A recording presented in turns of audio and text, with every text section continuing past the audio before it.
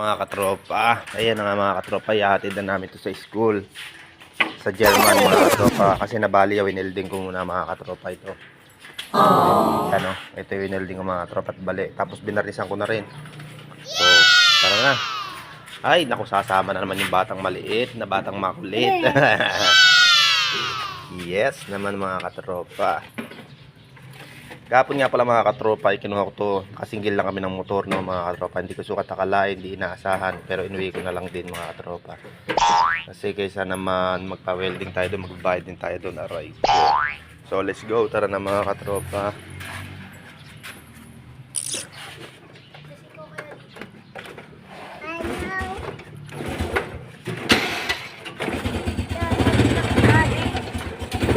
Yun mga katropa, tara na, let's go na.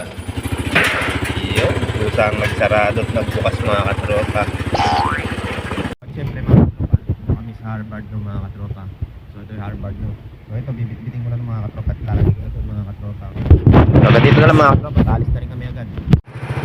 At ito na nga kami mga katropa, dito na kami. Yun mga katropa, ano. Medyo maliwalas dito ng konti mga katropa sa aking garahe. Dahil ay tayo pagbilan ng garahe nung araw mga katropa. Sa ating gusto dito lang sa malapit. Yan lang o ayaw tayo pagbilan.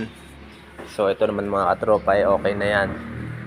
So yung ating garahe medyo maluwag na ngayon mga katropa. So ganito na lang mga katropa. At gagawin ko yung tabwag doon sa aking kusina mga katropa.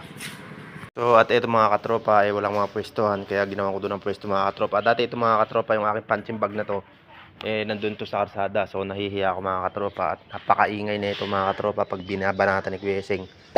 So dito na ilalagay ko to sa likod dahil ginawa ko na kahapon to ng stand. May sarili na siyang stand ngayon mga katropa. Sa wakas nagkaroon din ng permanenteng paglalagyan ng aking big punching bag. Ito ay siguro nagre-range to mga katropa ng 180 kg, kaya ay 150, ganun mga katropa yung kilo nito. Napakabigat. So hindi ko to magalaw. Tignan nyo, bumakat yung ano sa sobrang bigat mga katropa. Kaso pagka ito ay binanatan ni Kuweseng mga katropa, talagang nakilos ng maayos yan. Sa paa lang oh.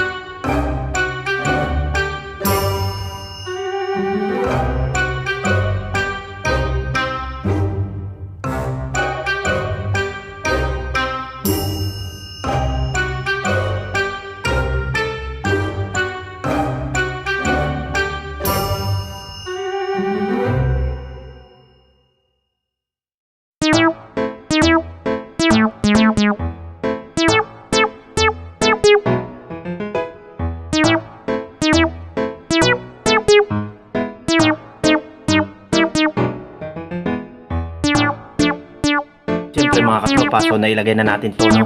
Yung ating bisyo. Ito ating bisyo. Tapos syempre lalagyan natin ng yero dyan. Lalagyan natin. So hindi ko malagyan dito mga katropa. Nagiging sagabal yung saging na to. So ang gagawin natin dyan sa saging na yan ay yung sinasabi ko sa inyo mga katropa na i-content natin yan. So syempre kailangan muna natin makainit. So wala tayong pwesto kasi may saging dito mga katropa. So bawal tamaan ito. Ito hindi pa ito lumunga. Pag lumunga ito, bigrein na yan. So ito mga pala sa mga katropa, no? So ito na. So wala tayong ulo dito. Ito ang pwesto na maayos. So ganito na, taga-bigrein na ito mga katropa.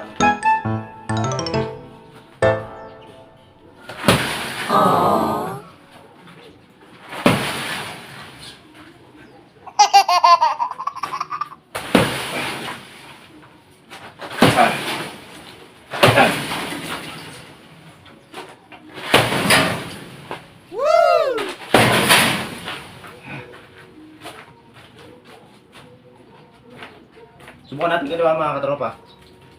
Wala kasi tayong pwesto mga katropa eh. So wasak na rin mga katropa eh.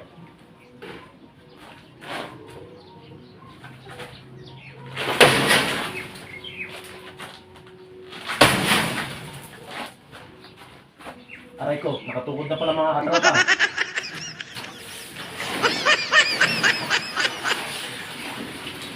Ayun. So yun mga katropa, no? Malaki tayo mga katropa eh. So yun, nagkakabit ito.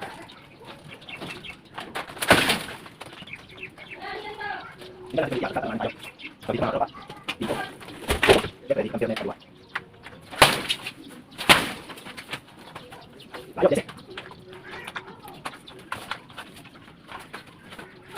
Mga katropa, balik natin tayo. Aray ko, lahat mga katropa.